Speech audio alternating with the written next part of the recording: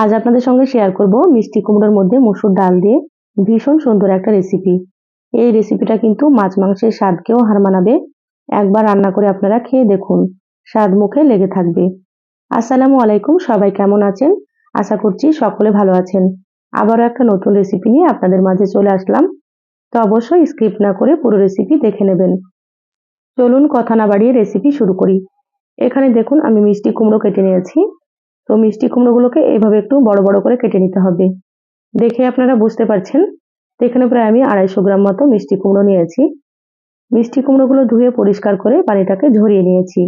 আর এখানে পরিমাণ মতো নিয়েছি, আপনারা কিন্তু আপনাদের পরিমাণ মতো নিয়ে নেবেন। আর এখানে দেখুন আমি নিয়েছি 100 গ্রামের থেকে একটু কম মসুর ডাল। এখানে ডালও আমি আমার পরিমাণ মতো নিয়েছি, আপনারা আপনাদের মতো করে নিয়ে নেবেন। সাইডে রেখে দিলাম। এবার গ্যাস অন করে কড়াই দিয়ে দিলাম। কড়াই দিয়ে দিচ্ছি 1.5 টেবিল চামচ সর্ষের তেল। এবার তেলটাকে প্রথমে গরম করে নিতে হবে। এখানে চাইলে আপনারা কিন্তু সর্ষের তেলের পরিবর্তে সয়াবিন তেল দিতে পারেন। দেখুন তেল গরম হয়ে গিয়েছে। এবার আমি এখানে মিষ্টি কুমড়োগুলো দিয়ে দিচ্ছি। সম্পূর্ণ মিষ্টি কুমড়োগুলো দিয়ে দিলাম। এবার দিয়ে দিচ্ছি সামান্য একটু হলুদ গুঁড়ো, খুব বেশি না, একেবারে সামান্য পরিমাণে দিয়ে দেবেন। এবার দিয়ে দিচ্ছি সামান্য একটু লবণ। যেহেতু পরে আবারও লবণ আর হলুদটা লাগবে, সেই জন্য প্রথমে অল্প করে কিন্তু লবণ আর হলুদটাকে দিয়ে দিতে হবে। এবার গ্যাসের আঁচ মিডিয়ামে রেখে কুমড়োগুলোকে খুব ভালোভাবে একটু ভেজে নেব। এই রেসিপির জন্য কুমড়োগুলোকে কিন্তু অবশ্যই ভেজে নিতে হবে, তাহলে রেসিপিটা খেতে অনেক বেশি টেস্টি হবে। সেজন্য একটু সময় নিয়ে ভেজে নিচ্ছি। তো যারা ভিডিওটি ইউটিউব চ্যানেল থেকে নতুন দেখছেন, প্লিজ চ্যানেলটা সাবস্ক্রাইব করে চ্যানেলের সাথেই থাকবেন। যারা ফেসবুক পেজ থেকে ভিডিওটি দেখছেন, একটা লাইক দিয়ে পেজটা ফলো করে রাখবেন। তাতে করে আমি যখনই ভিডিও আপলোড করব, আপনারা সবার প্রথমে নোটিফিকেশন পেয়ে যাবেন। দেখুন মিষ্টি কুমড়ো কালারটা কিন্তু অনেকটাই চেঞ্জ হয়ে গিয়েছে, আর কুমড়োগুলো কিন্তু ভাজা হয়ে গিয়েছে। এইভাবে আপনারা ভেজে নেবেন। এবার আমি মিষ্টি কুমড়োগুলোকে প্লেটে তুলে নিচ্ছি।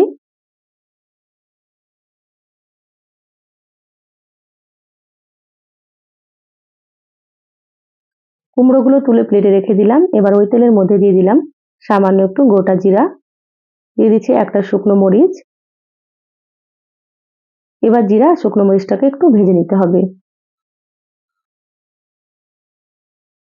দেখুন জিরা শুকনো মরিচ ভাজা হয়ে গিয়েছে। এবার আমি এখানে দিয়ে দিচ্ছি একটা মিডিয়াম সাইজের পেঁয়াজ কুচি। এবার পেঁয়াজগুলোকেও একটু হালকা ভেজে নেব।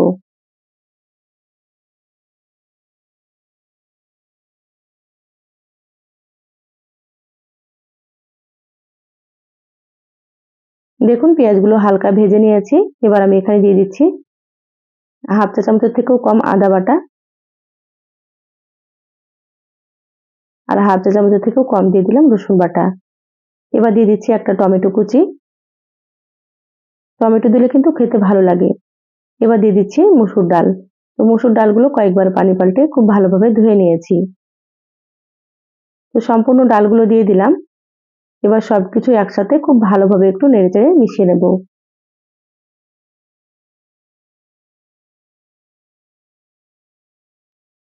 দেখুন সবকিছু খুব ভালোভাবে মিশিয়ে নিয়েছি। এবার আমি এখানে দিয়ে দিচ্ছি স্বাদ মতো লবণ। লবণ যেহেতু কুমড়ো ভাজার সময় দিয়েছি, সেজন্য এখানে লবণটা একটু কম দিয়ে দেবেন। আর সামান্য পরিমাণে একটু দিয়ে দিলাম হলুদ গুঁড়ো। এবার আমি এখানে দিয়ে দিচ্ছি হাফ চা চামচ মতো জিরা গুঁড়ো, আর হাফ চা চামচের থেকেও কম দিয়ে দিচ্ছি এখানে ধনিয়া গুঁড়ো। এবার অল্প পরিমাণে একটু দিয়ে দিচ্ছি মরিচের গুঁড়ো। এখানে আপনারা কিন্তু ঝালটা নিজেদের টেস্ট অনুযায়ী দিয়ে দেবেন, আপনারা যেমন ঝাল খেতে পছন্দ করেন। এবার মশলাগুলোকে ডালের সঙ্গে খুব ভালোভাবে নেড়েচেড়ে মিশিয়ে নিতে হবে। আর এইভাবে করে আমি গ্যাসের আঁচ মিডিয়ামে রেখে 1 মিনিট মতো নেড়েচেড়ে কষিয়ে নিচ্ছি। এভাবে কষিয়ে রান্না করলে কিন্তু রান্নাটা খেতে অনেক বেশি টেস্টি হবে। দেখুন 1 মিনিট কষিয়ে নিলাম। এবার আমি এখানে দিয়ে দিচ্ছি পরিমাণ মতো পানি। যেহেতু ডালগুলো সেদ্ধ হবে, সেজন্য পানির পরিমাণ একটু বেশি দিতে হবে। তো এখানে প্রায় আমি 3 কাপের থেকে একটু বেশি পানি দিয়ে দিলাম। খুব ভালোভাবে মিশিয়ে নিচ্ছি। এবার ঢাকা দিয়ে মিডিয়াম আঁচে 10 মিনিট মতো রান্না করে নেব। তারপরেই ফিরে আসছি। দেখুন মিডিয়াম আঁচে 10 মিনিট রান্না করে নিয়েছি। ঢাকাটা খুলে নিলাম। দেখুন ডালগুলো কিন্তু একেবারে পুরোপুরি সেদ্ধ হয়নি, আরো একটু সেদ্ধ হবে। আর পানিটা কিন্তু অনেকটাই কমে গিয়েছে, দেখেই বুঝতে পারছেন আপনারা। এবার আমি এখানে দিয়ে দিচ্ছি ভেজে রাখা মিষ্টি কুমড়ো। এইভাবে ডালগুলোকে একটু সেদ্ধ করে নিতে হবে, তারপরে এখানে মিষ্টি কুমড়োগুলো দিতে হবে। কারণ মিষ্টি কুমড়োগুলো ভাজা আছে, ডাল আর মিষ্টি কুমড়ো একসঙ্গে দিলে কিন্তু মিষ্টি কুমড়োগুলো অনেক বেশি সেদ্ধ হয়ে যাবে আর খেতে ভালো লাগবে না। সেজন্য এভাবে ডালগুলোকে একটু সেদ্ধ করে নেওয়ার পরেই কিন্তু দিতে হবে। এখানে আমি দিয়ে দিলাম 2টো চেরা কাঁচামরিচ। এবার ঢাকা দিয়ে রান্না করে নেব আবারও 5 থেকে 6 মিনিট মতো। তারপরে আপনাদেরকে আমি দেখাচ্ছি। দেখুন মিডিয়াম আঁচে আবারও আমি 6 মিনিট মতো রান্না করে নিয়েছি। ঢাকাটা খুলে নিলাম।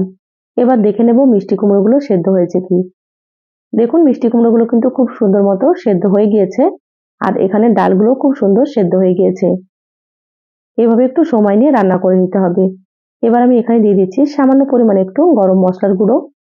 গরম মশলার গুঁড়োটা দিলে ফ্লেভারটা কিন্তু খুবই ভালো লাগে।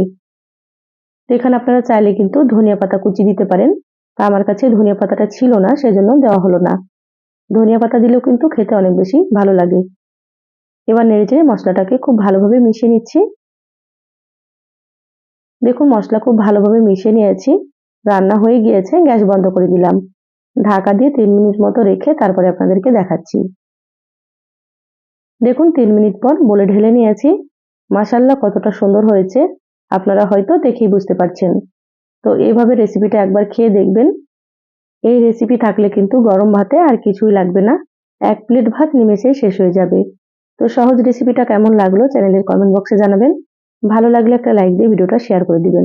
সবাই ভালো থাকবেন, সুস্থ থাকবেন। ধন্যবাদ সবাইকে। আল্লাহ হাফেজ।